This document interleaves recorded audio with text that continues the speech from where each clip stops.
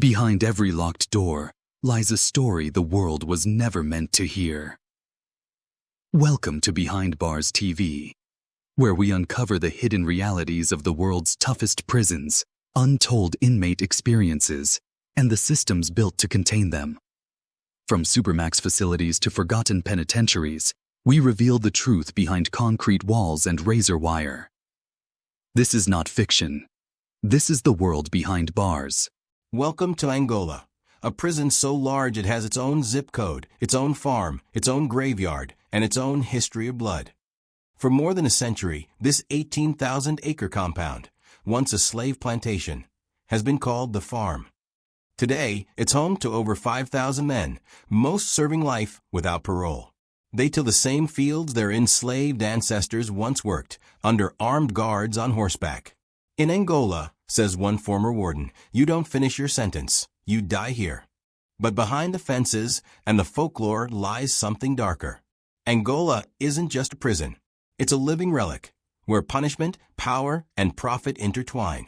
This is the story of America's harshest penitentiary, a place so brutal that even other inmates call it hell in the Delta. A place where violence was currency, hope was contraband, and survival meant becoming something else entirely.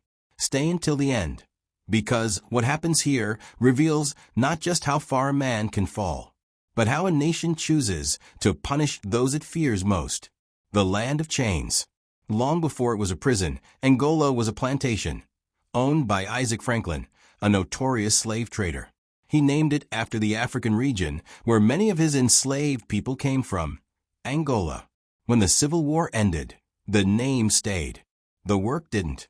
By the late 1800s, the state of Louisiana began leasing convicts, mostly black men arrested for minor crimes like loitering or vagrancy, back to private owners. It was slavery by another name.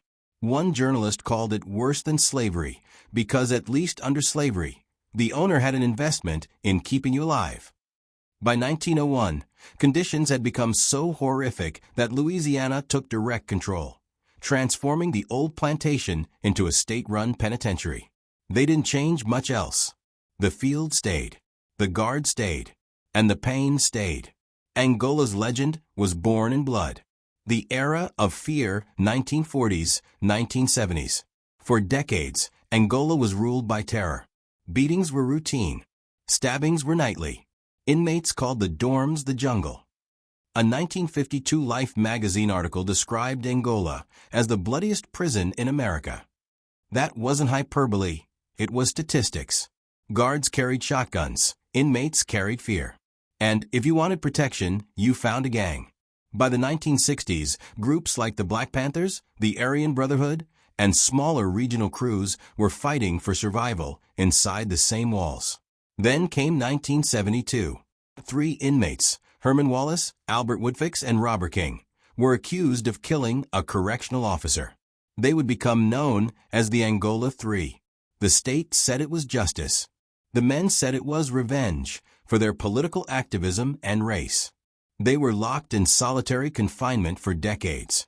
Woodfix spent 43 years alone, one of the longest solitary confinements in U.S. history. The walls move in, Woodfix later said. You hear your own thoughts like they're someone else's voice. The Angola 3 case would expose the prison's cruelty to the world, but inside, little changed. For most men, Angola remained a closed universe of fear, labor, and silence. Life on the farm. Every morning, hundreds of inmates march out in lines, hose over their shoulders, to work the fields. It's called farm duty. They work for 2 cents an hour. The official line? Rehabilitation through labor. The reality? Free manpower worth millions to the state. They say it's about discipline, said one former inmate, but it feels like the old days never ended. When the workday ends, the sun doesn't set on Angola's power structure. Inside the cell blocks, a parallel world thrives. Gambling rings, contraband economies, gang politics, and alliances that shift with every shipment of tobacco or cell phones. It's a city inside a city, one built on control, silence, and the will to survive.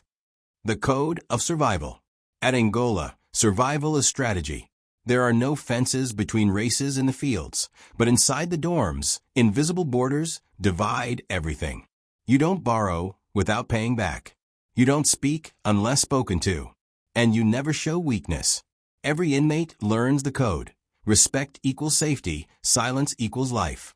Those who break it end up in the closed cell unit, solitary confinement, or worse. In a place where tomorrow isn't promised. The only law that matters is the one men make for themselves. The Angola Rodeo, blood and business. At most prisons, violence is hidden. At Angola, it's an event. Since 1965, the Louisiana State Penitentiary has hosted something so strange, it sounds like fiction. The Angola Prison Rodeo. One Sunday every spring and fall, tens of thousands of visitors pour through the gates, not to protest, not to visit loved ones, but to watch inmates risk their lives for entertainment. They call it the wildest show in the South, but to the men inside it's survival, and sometimes redemption. For prisoners, entry into the rodeo is a privilege earned through good behavior. But the reward isn't freedom, it's danger. Inmates compete in events like convict poker, where 4 men sit at a card table as a bull is released. Last man sitting wins $200. Most walk away bloodied. Some don't walk away at all. To outsiders, it looks like amusement, a spectacle of courage and carnage. To critics, it's exploitation. They're using prisoners' pain as entertainment, says one journalist. It's the 1800s in high definition. Despite the controversy, the Angola Rodeo thrives. Tickets sell out months in advance. Proceeds fund prison projects and a massive craft fair where inmates sell paintings, carvings, and furniture. At Angola, brutality is business, and business is good.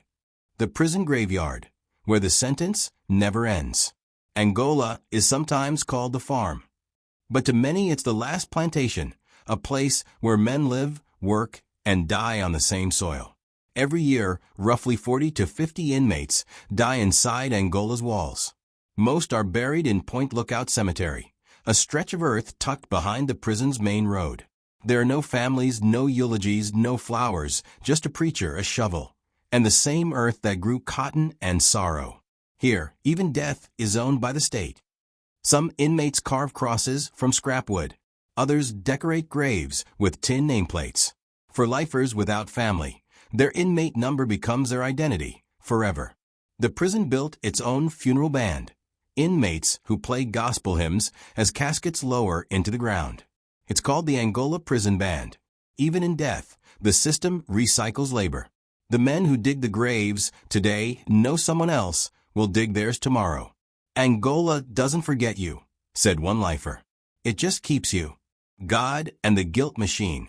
In the 1990s, something unexpected happened inside Angola, a spiritual transformation.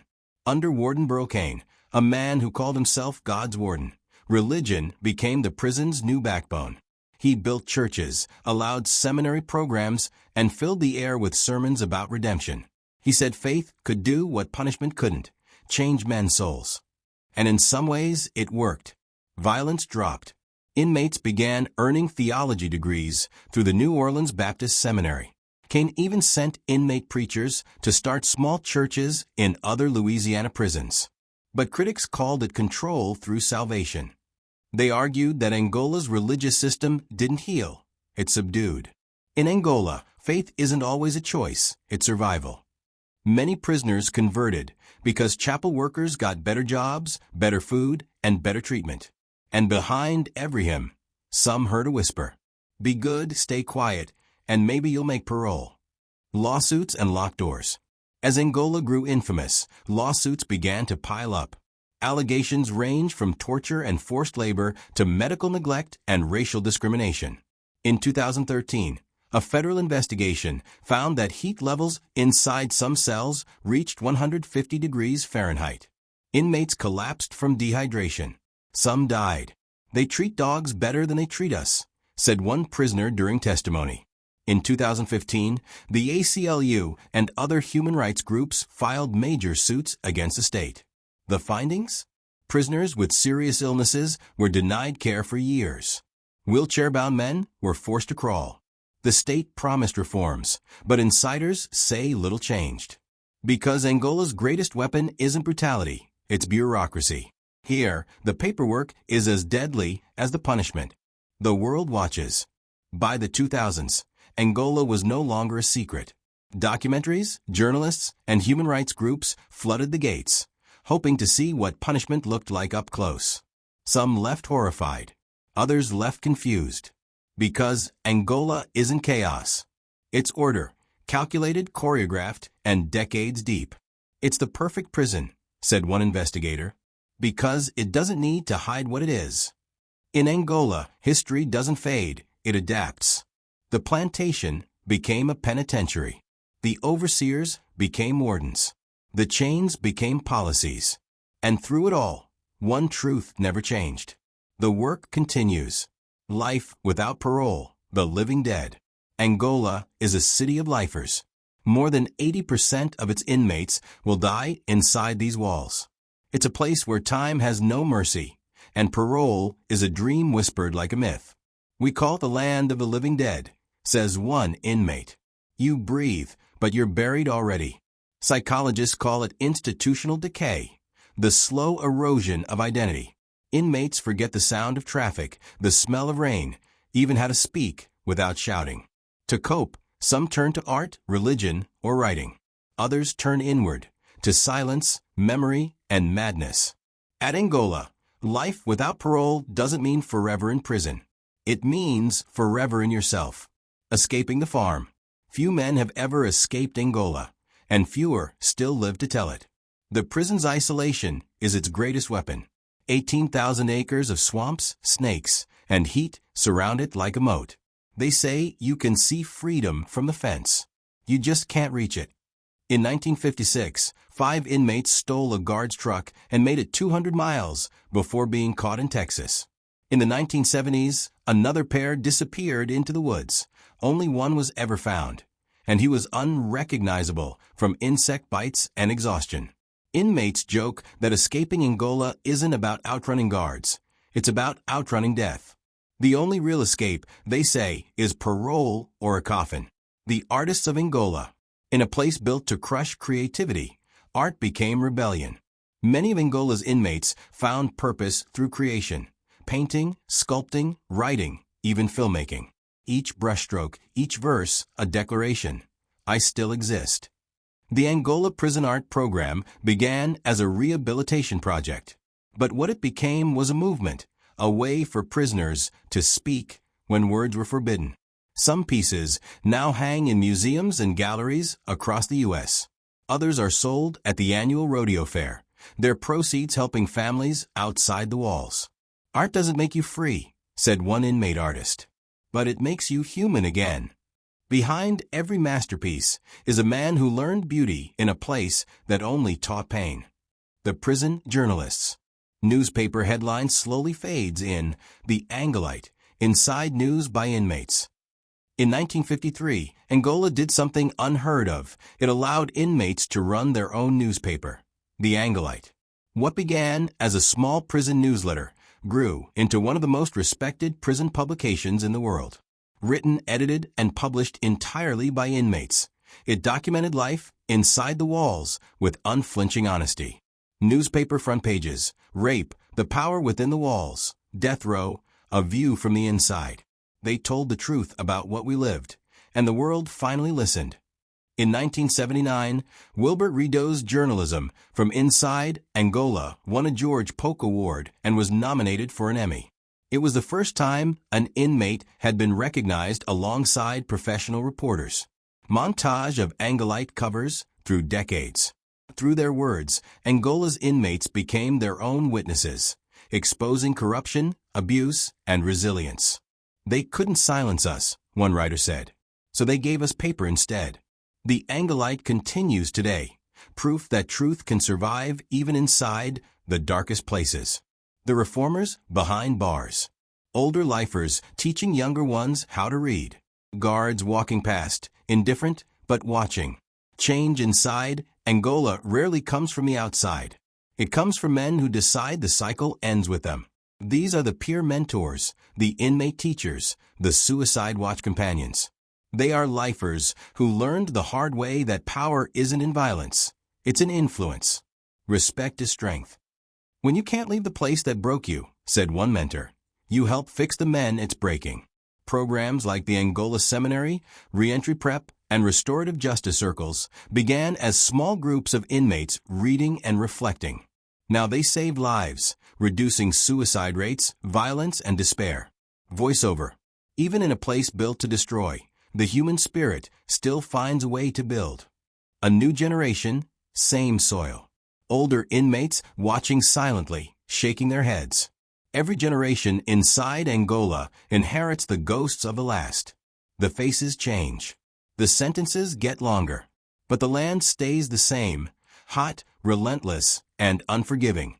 Many of the new inmates are barely 20 years old, men born long after Angola's darkest years, but walking the same paths. They pick cotton in the same fields. They pray in the same chapel. They bury their dead in the same ground. History doesn't fade in Angola. It just changes uniforms. And for those who enter today, one truth still echoes louder than the church bells, the gunshots, or the rodeo cheers. Once you're in Angola, you don't leave the same. What you just saw is more than a story. It's a reality lived by thousands behind bars. If you believe in uncovering the truth, the kind hidden behind concrete walls and silence, then join us. Subscribe to Behind Bars TV and never miss a chapter in the world's most dangerous stories. Until next time, stay aware, stay informed, and remember, freedom and confinement are sometimes only a wall apart.